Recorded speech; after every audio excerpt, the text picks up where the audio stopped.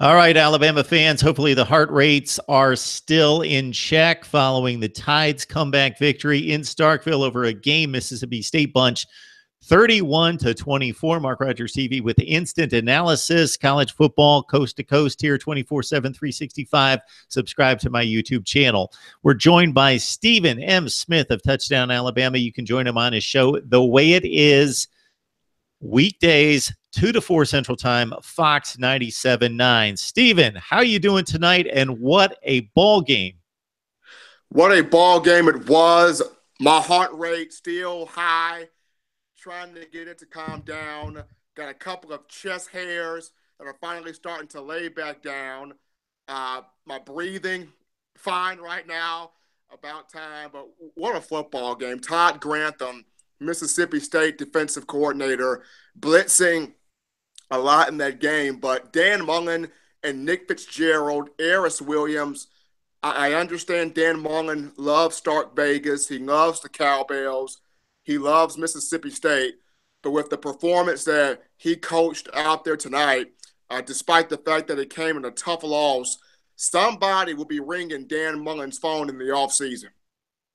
So we've talked about it a number of times, Stephen, in regards to Jalen Hurts' development as a passer. He relies on the legs. He relies on improv. And tonight, especially in the clutch, he was contained in the pocket.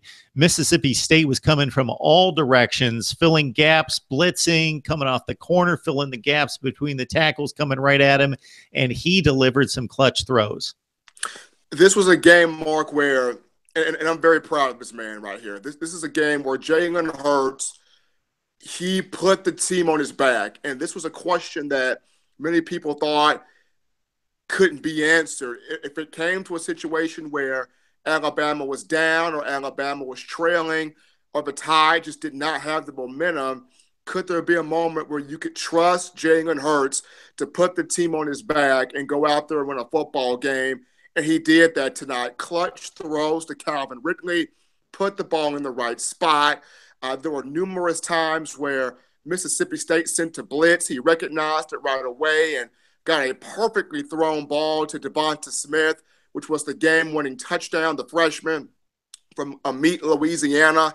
In times where Jalen needed to throw or needed to run, was able to break, contain, and pick up yards with his feet. But on that final drive where Alabama needed it, urgent, dire, we got to have it, Jalen Hurts put the team on his back, calm, cool, like the other side of the pillar, and got the job done. Nothing seems to rattle this guy. I mean, the most mentally tough creatures come from Texas. Jalen Hurts, a native of Houston, Texas, and the brother got it done. Stephen M. Smith of Touchdown Alabama joining us to break down Alabama's big win over Mississippi State to stay undefeated and most likely the #1 team in the new college football playoff rankings, with Georgia going down big to Auburn on the Plains. Stephen, we talked about it this week in regards to Nick Fitzgerald and what he would need to do and him shouldering too much load of this Mississippi State offense. But they got some running effort from Eris Williams, who's contributed quite a bit for a few years for Mississippi State, but he's had a couple nice games recently, and he chipped in with 97 yards. And that seemed to be something that caused Mississippi State to be able to sustain drives. It did. Alabama really was not expecting Eris Williams. You were expecting a lot from Nick Fitzgerald. Of course, he ran well, had some nifty throws, some big-time throws in key spots. But Eris Williams is a tough, hard-nosed running back, and he came into the game with a lot of swagger, a lot of intensity, really showed patience, hit the holes well, and ran right at the likes of Keith Holcomb and Dylan Moses.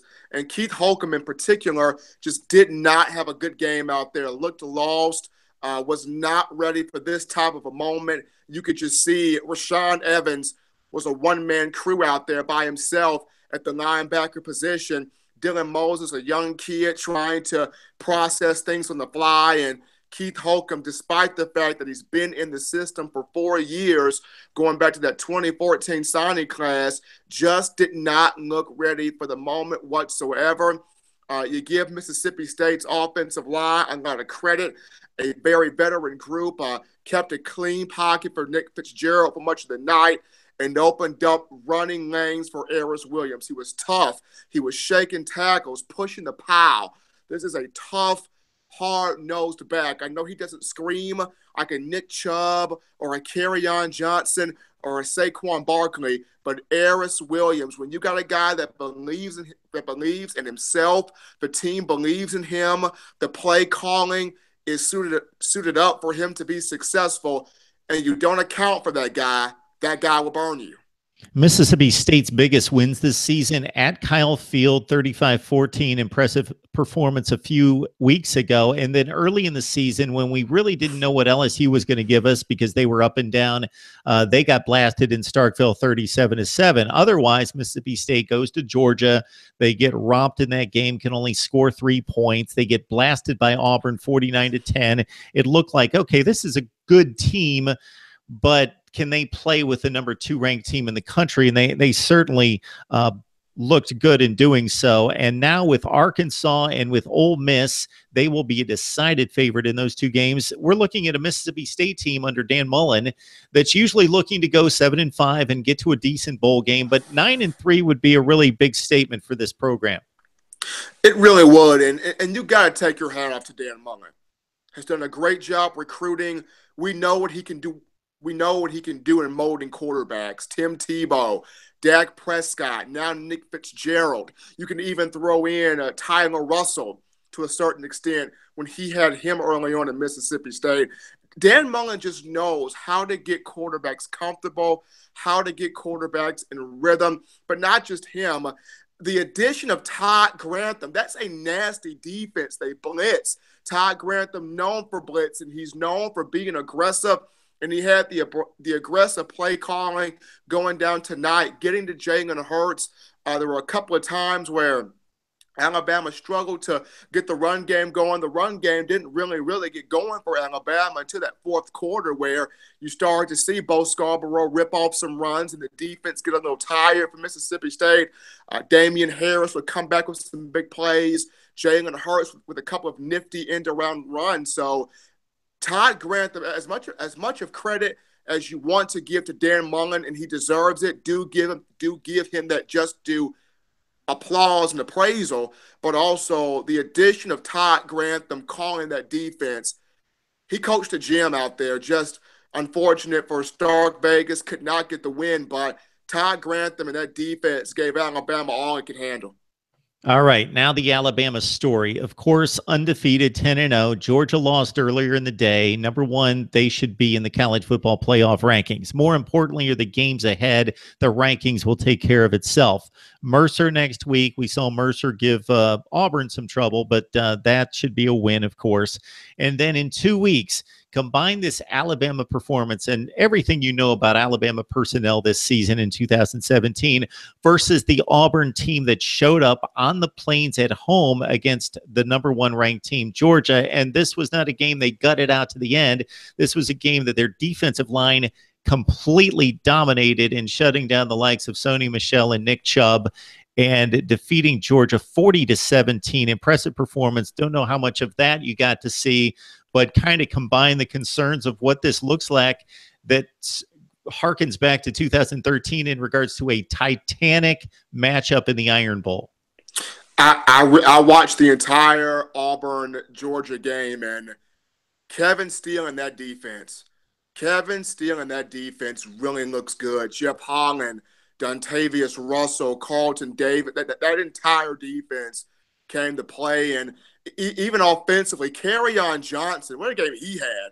Kerryon Johnson, Jarrett Stidham with some big-time throws. Darius Slayton snatching some passes here and there. So for Alabama, number 1, you gotta address this linebacker situation if you're Alabama. Keith Holcomb did not look ready. Dylan Moses, a young player. This is where having, or not having, as I should say, Sean Deion Hamilton, Mack Wilson, Christian Miller, Nora Terrell Lewis really hurts you, because as much 4- and 5-star kids, these guys have little to no experience in pressure, big game situations. I'm not talking about the Colorado States or the Fresno States. I'm talking the Auburns, the Georgias, the teams that know how to win. This is conference football. This is mano a mano, my best against your best. Can you put on your pants and go out there and win a football game?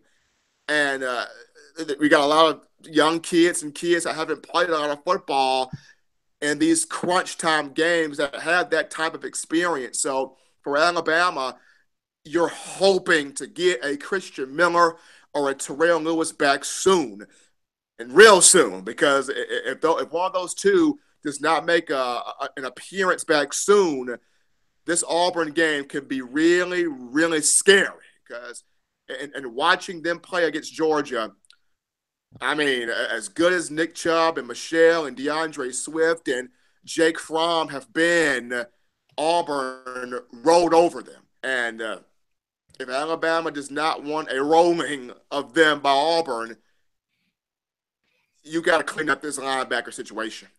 Yeah, they really stuffed the run. Nick Chubb had 11 carries for 27 yards. Sony Michel was in that range as well. And then they just brought the pressure off the edge, Jeff Holland, and they pushed the pocket from the tackle position. And it was pretty impressive to watch. In addition, you mentioned Kerryon Johnson, and what really won me over was, we know that with Michel, Chubb, and Swift, Georgia can spread it around and they can bring in fresh backs and keep it moving. With Cam Petway on the sideline, you've got Kerryon Johnson versus that Georgia defense time and time again, and he had to lug it 32 times, but he was up to the task, and he brought home a win with that Auburn defense. Jarrett Stidham made a comment this week. This is the biggest game I've played in my career, and he stepped up to the challenge, had his finest game with 3 touchdown passes and no turnovers for Stidham. So impressive performance there. It should be a fun one to watch here in 2 weeks. An amazing football between Alabama and Auburn. It's always huge within the state and the SEC, but this one, coast to coast college football, everybody's got to watch this one. It will be mammoth. Stephen, before we let you go and let you rest up for the night and pack it in, anything else you'd like to add? What a football game, man. What a week of college football we've had. Number one goes down. Miami thumping Notre Dame. This has just been another separation Saturday where, remember, it's late in the college football season. This is where the real teams rise, whether you're blowing people out or you're just finding a way to hang on. And Alabama finds a way to hang on. And, you know, this game right here, Crimson Tide fans finally see Jalen Hurts can win a football game throwing it. We know he can do it running it. But this game right here, Jalen Hurts, the man from Houston, Texas, finds a way throwing the ball game. Wow. Yes, what a weekend. We're hearing sounds of applause and cheers and celebration going up around the Big 12 and Big 10 country, and possibly the Pac-12, most likely the Big 12 and the Big 10 in particular, because with the Georgia loss, it is very unlikely that the SEC gets 2 bids. And with the Notre Dame loss, I will call it here at 34-8 with 14 minutes left to play. If Notre Dame does, in fact, lose this one to Miami, they're out, and that opens up, of course, the other conferences to join the fray in the Final Four. But the ACC champ, the SEC champ, look to be in good play. It'll be interesting to see what the committee does with the Big 10, the Big 12, and the Pac-12. All right, Stephen M. Smith of Touchdown Alabama joins me every Wednesday night to talk up the Tide, the SEC, and the nation. You can join him on his show, The Way It Is, Fox 97.9, weekdays 2 to 4 Central Time. Stephen, appreciate you staying up late night with us. No problem, Mark. I'm finna see if I can get my heart rate to calm down just a bit more. What a football game.